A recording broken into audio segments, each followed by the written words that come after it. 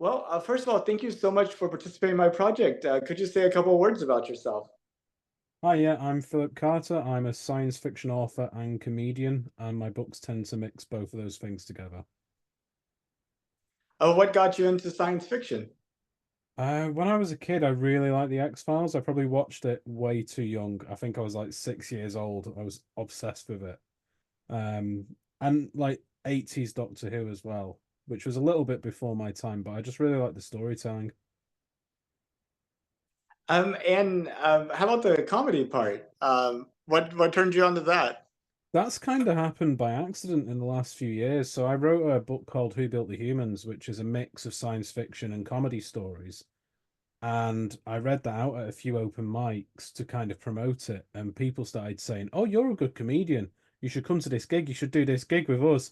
And then over time, I started knowing more comedians than authors, and I gave it a go.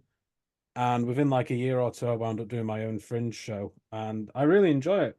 To be honest, I enjoy it more than writing books, but I'll never stop writing the books because there's just so many ideas to have, and it's just sometimes they just manifest differently. Sometimes you'll have an idea and it'll turn into a poem. Sometimes the poem will turn into a joke. I've done that before, like at a gig, I've read a poem and I've wound up doing improv comedy instead of the end of the poem because I changed my mind. And that's the brilliant thing about writing is you can be anything whenever you want to be. Yeah, no, that is awesome to kind of like feed off of your audience, feed off of yourself during that moment in time, and just kind of create the special moment more with improv. Yeah, it's a lot of fun. Well, Philip, who built the humans? I think you'll like my T-shirt, so I got to show it to you. Tell me what you think. Oh, that is pretty cool. I've got a alien one on as well today. Oh, that's fantastic. So that's traveled with me all the way through airport security back to the UK from when I did a comedy gig in America a while ago. It's a lot easier to get out of the US than it is to get in, by the way. Do you have any plans to come to Houston at some point? Oh, I'd love to, yeah. I went to Utah last time and it was interesting because I was spending 4 weeks in Utah and the security guy said, "What are you going to do for 4 weeks in Utah?" And I said, "Not very much. I'm a writer. I'm going to sit, it's going to be a writing holiday." So I wrote some stuff on my phone. I had a USB keyboard. And the security guy said, "Come with me, sir." And they took me off into the other room where they put like suspicious people. And he said, "There's nothing to do for 4 weeks in Utah. What are you planning on doing?" That is funny. You're like, can you do daily check-ins? I could tell you about my word count. Yeah, it's like, look, I'm just gonna sit on someone's couch and do not very much. Like don't worry about it. Well, I had a few questions I wanted to ask you, little standard questions. First of all, did you know that NASA's planning to send astronauts back to the moon? I heard about it. I wish I kept more up to date with it. I don't know much about like the details, but I have heard about it. It's by 2030, isn't it, they're planning? Well, originally, whenever I started this project, they were supposed to have people on the surface of the moon by the end of 2024. So that's the whole countdown to the end of 2024 thing. That's Yeah. been delayed to the 2026. But anyway, it so should be not too far away. Hopefully before 2030. That would be I guess not really that much farther away, is it? I hope it happens sooner rather than later. I've changed my Twitter bio recently to say, I'm a writer, comedian, poet. I like freedom of speech, and we should become an interplanetary species because it needs to happen. I'm not even worried about the existential threat. At the end of the day, if an asteroid hits the Earth, I'm going to die pretty quick. I'm not going to notice. So I'm not worried about that. There won't be any suffering, but I just think it'd be really cool. We've got the entire universe, and it feels like at the moment we're at a stage where we've got sufficient technological advancements to get to some of the universe, but we're held back by bureaucracy and all this infighting. As a species, we really need to come together. I just wish Star Trek was real, basically. Yeah, I mean, it's like, well, how about this? I talked to some people and I asked them, hey, what do you think about us going to the moon? And they're like, why are we spending so much money on astronauts going to the moon when there's so many problems on Earth? And I was Mm. just kind of curious and sort of, what's your favorite way of addressing that conversation. Oh, I've had that argument loads. I mean, being a comedian, I kind of accidentally just argue with people anyway. But my argument for that is, well, what's the point putting out a fire on that street when you could put out a fire somewhere else? It's like, well, both things need to be dealt with. And it's completely ridiculous. Like I was watching somebody talking on YouTube the other day about research grants given to PhD students, and they were saying, oh, it's wasteful that PhD students are given so many millions of pounds a year to pursue subjects which are a bit weird. And I think I get that, but the money's not like a big thing pie that we all take chunks out of. And like if we put money into space, we suddenly don't have hospitals anymore. It's completely redundant. But if you find somebody who's like patient enough with you, you can have a proper debate with them and explain to them, well, mobile phones and microwaves and radio transmissions and Wi-Fi and pretty much everything that we're now enmeshed within. Like children born today will think it's perfectly normal that you can send angry messages to someone on the other side of the planet instantaneously. They will think that's normal. It's not. It's crazy. And we've only got that because of space travel. There's no other reason. Like that wouldn't have happened. We didn't have the motive to make that kind of stuff. Like geostationary satellites, all of that was made possible by wanting to go into space. And I think sometimes it's not about the destination. Honestly, if we try and put astronauts on the moon in 2026, we'll make leaps and bounds in technology and engineering just trying. So why not try? Yeah, no, that makes sense. That makes sense. And whenever you think about where it might lead to, if you were to put on your, forecasting hat and think about like 200 years in the future, I mean, are people like you and me having, living on the moon and Mars and big space cities, or are we still just here on the Earth sending like specialized people to these places? I I don't want to be a bit like doom and gloom about it, but I do actually think there's not going to be that many civilians on the moon and Mars anytime soon. And I think it's just because the average person's not really going to want to move. Hmm. Um, they're just not going to bother. I think if there is going to be civilians on the moon and Mars, they'll be the children of the first astronauts who stay. And it's not necessarily going to be like me or you, and I'll just decide one day I want to emigrate to the moon. I think it's more than likely that we'll just have people that are specifically selected for multi-generational missions over there. It might be the case that they go over and they're supposed to be there for 10 years. Two astronauts fall in love. They give birth to the first Martian, because that would be the official terminology. And we'd have Hmm. Martians. It's been a while since we had Martians. They went extinct a long time ago. It'd be nice to bring them back. Well, and also, it might be like the Europeans coming over to North America. You might have like religious groups or kind of just people who just want to get away from it all, kind of, yeah, deciding to go to Mars. Yeah, that is a very good point. I've often wanted to go to another planet, usually after being on Twitter for 10 minutes.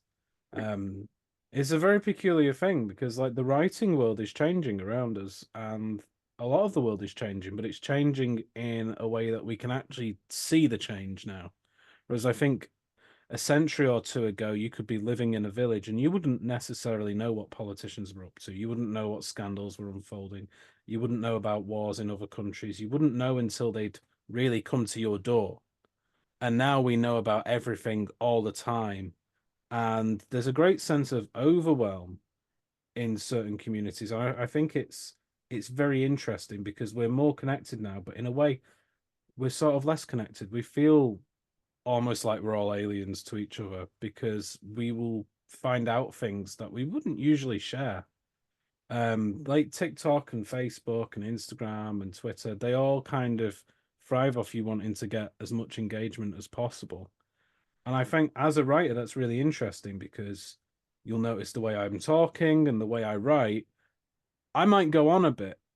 And I'm not in a desperate rush to get people's attention, which means that sometimes stuff doesn't get that much traction. It's interesting to think that we're gonna become a society where we're probably gonna feel closer to people on the other side of the planet than the people that live next door.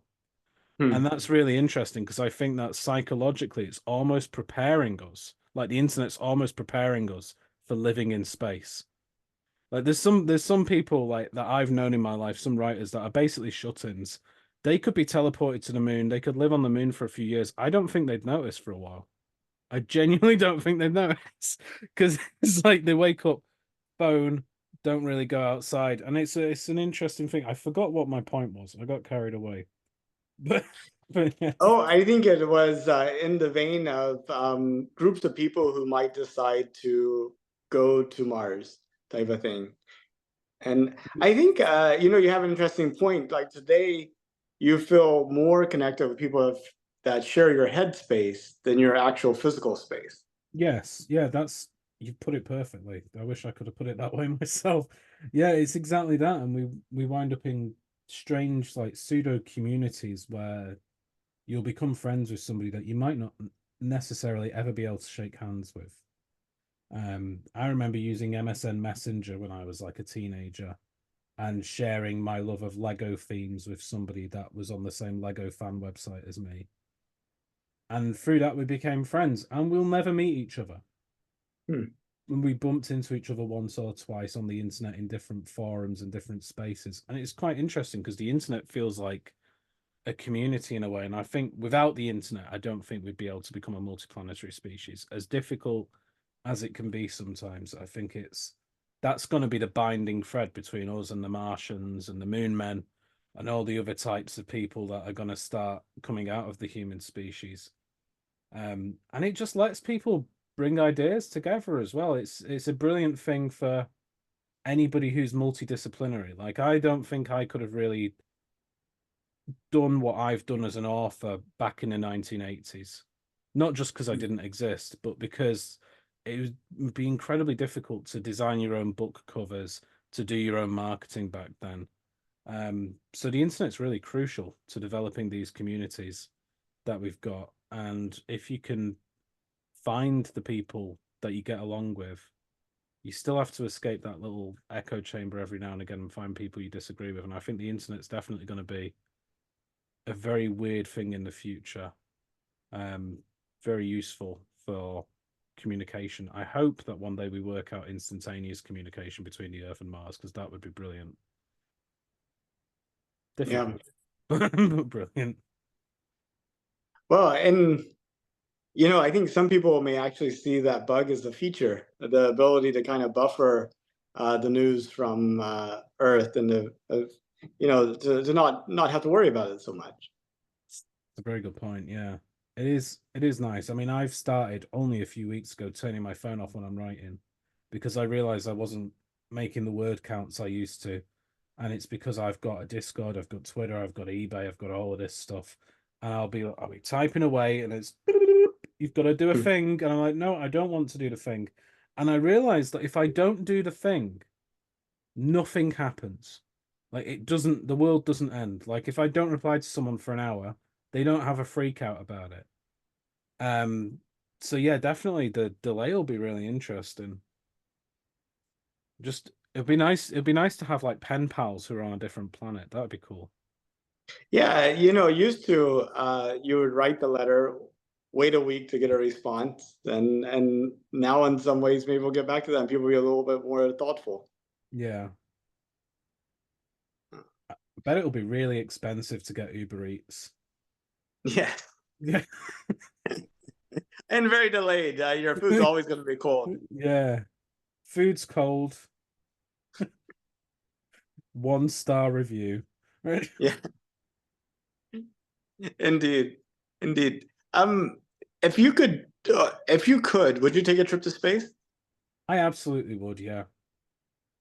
How I far think would you go? I honestly would go even if I knew I wasn't going to come back. Hmm.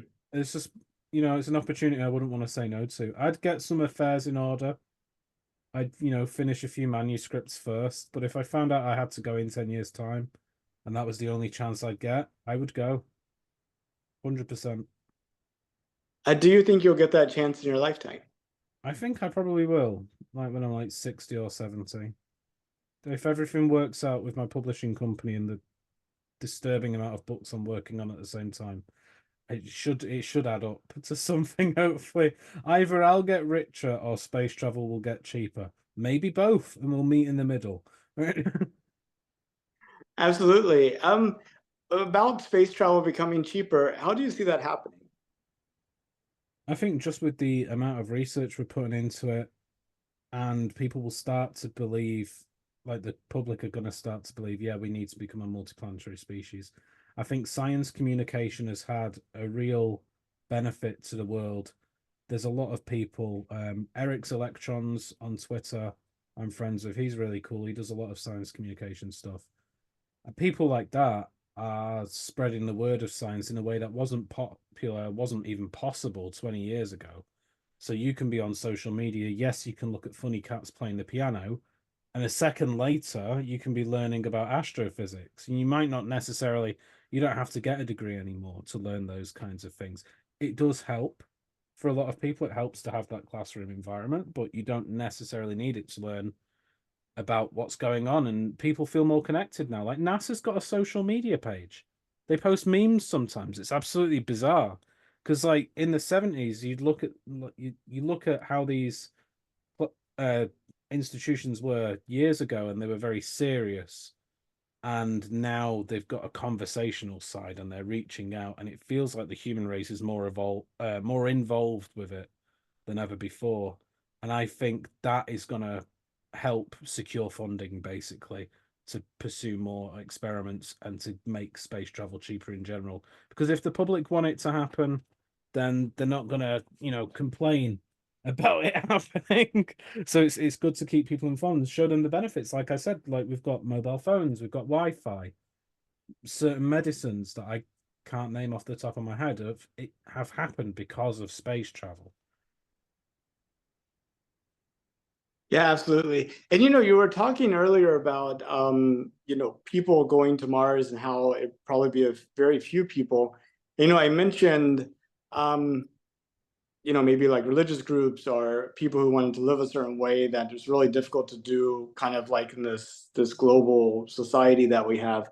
Um, but I was also thinking, like in terms of the threat of nuclear war, like what you see with Ukraine and the whole, Russia and the West, or maybe Mhm. with China and Taiwan and things like that.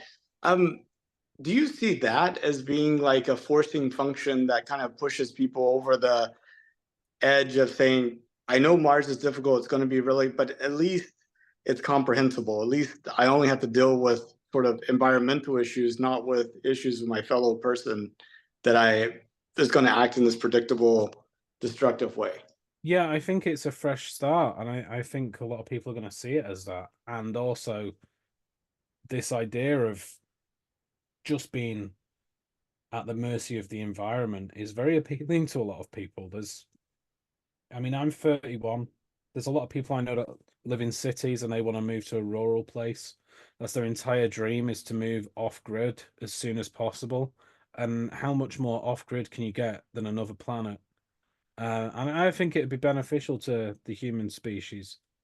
And I think it'd take several centuries before there's factions that develop there that wind up disliking each other as much as the factions on Earth do. So I think it could be a time of relative peace. It'd be good for Earth as well, because we could look to the Martians and think, oh, look, they're getting along with each other. Maybe we need to do that. Because Hmm. all this fighting it's frankly, it's insane what's happening in the world at the moment. Everybody's threatening to nuke everybody else. And the worst part about it is that the common people, the actual people that are going to be affected by that, are not given a say at all. So I think being able to go to Mars and start afresh, it's going to require a certain kind of person. I don't think I can pretend I'd be that kind of person. I might go crazy up there. We don't know. But I think I'd like to see it happen in my lifetime. I think it needs to happen. Hmm. Like the biosphere of Earth has gone through so many mass extinctions. We're well overdue one. And like you look at the news for 2 minutes and you're like, look, it's like these guys don't know that we're overdue a mass extinction, so they've just decided to engineer one out of boredom because somebody's upset them. It's like we don't need to annihilate the planet just because you've got hurt feelings. Like it's crazy. I know. Yeah, the emperor without the empire club. mutual support group. We need to just create that so that all these people with the need to go and conquer everybody else can kind of go and support each other and kind of deal with their own hurt feelings instead of taking it out on the rest of us. Yeah, you made a really interesting point about people wanting to move to Mars to live their own way in a way that isn't like really welcomed on Earth, and I think that's a really good point because the way everybody's moving around now, it's almost as if there's more friction between different communities, and I think it'd be really interesting to see. I've always said to people, if you don't like someone, there's enough room on the planet for you to not bump into each other again. Hmm. There's enough room in the average cocktail bar for you to not bump into someone you don't like. I think a lot of the times when people bump into people they dislike, it's on purpose, whether they, admit that or not. And it would be a tremendous benefit if we could have space stations, generational starships, Martian colonies. After a few hundred years, those cultures would be so different to us that they may as well be aliens, and we would just spread across the galaxy. And that is the future that I want to live in. And that's the future I write about. Like a lot of the stuff I write is not so much near future. It tends to be like about 3, 4 centuries in the future. So everybody's kind of gone their own way. And I find those stories really interesting because you've got the psychology of how would that actually change people?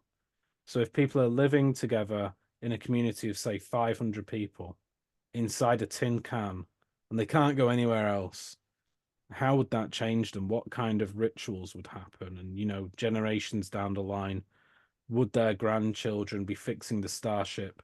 Would they even understand why or how they're fixing it? Or would it become kind of like a tradition? We have to turn the computer on at Christmas. That kind of stuff.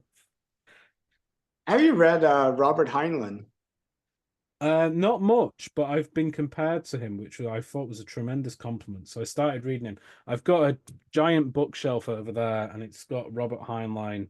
Parts of Robert Heinlein's stories are here because I've got a time travel shelf.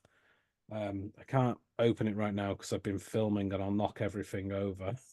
But, but yeah, I've read a bit of All You Zombies.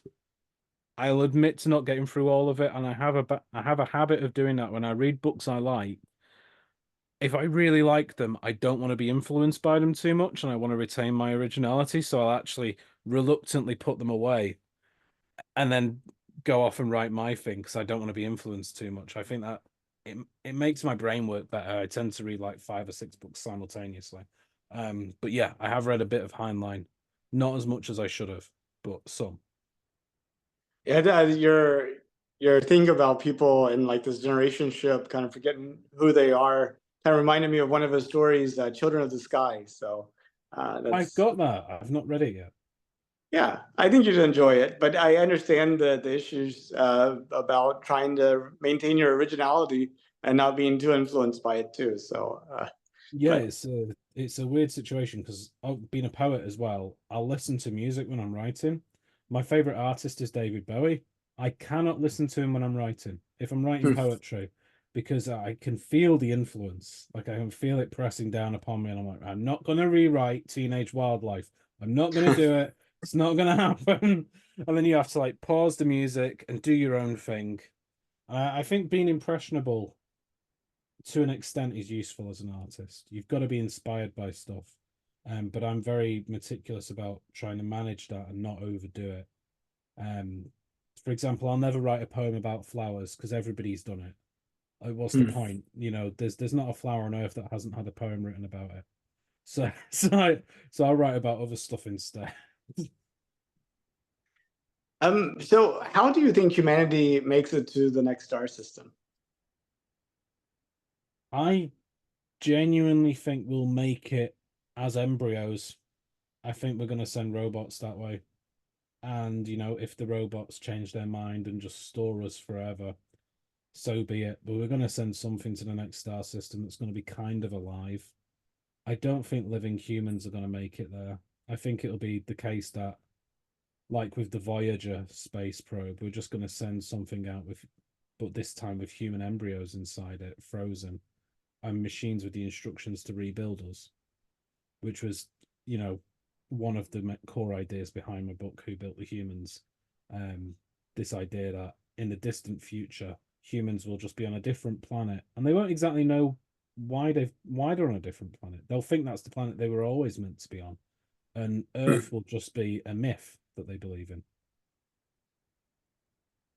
Um, what's your sense of, is that how we came to be on Earth? Um, are you asking if I believe that we were brought here from somewhere else? How would you, I guess, disprove that or prove that, if Oh, you're wanting to? that's a clever one.